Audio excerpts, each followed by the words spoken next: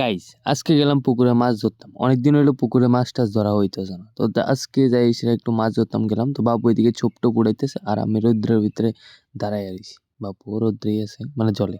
তারপরে আমি জালটা লয়ে সেরা একটু জাল মারুম। গাইস অনেক বছর পরে আজকে যাই সেটা জাল মারুম। তো এদিকের থেকে লয়ে সেটা আমি দাঁড়াইয়া মেরেছি, ঠিকঠাক পড়ে গেল কত গাইস জাল। উপরের থেকে তো মারলাম, আবার নিচ থেকে মারতে মানে জলে দাঁড়ায় মনে হয় না গাইস সুন্দর হয়ে পড়ছে। তোমরা জানাইও কিরকম হয়েছে। অনেক বছর পরে আমি জাল মারতেছি। তারপরে একটু পাকনামি করতাম গেছি গেছি বাসের উপরে দাঁড়ায় এসে জাল মারো ভিহেন্দে সিনে তো দেখলে গেছি আমি পড়ে গেছি। এটার ভিতরে সেমই হয়েছে, আমি বইরে গেছি।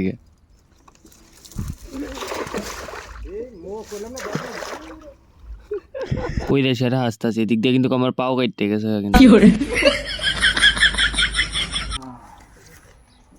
হ্যাঁ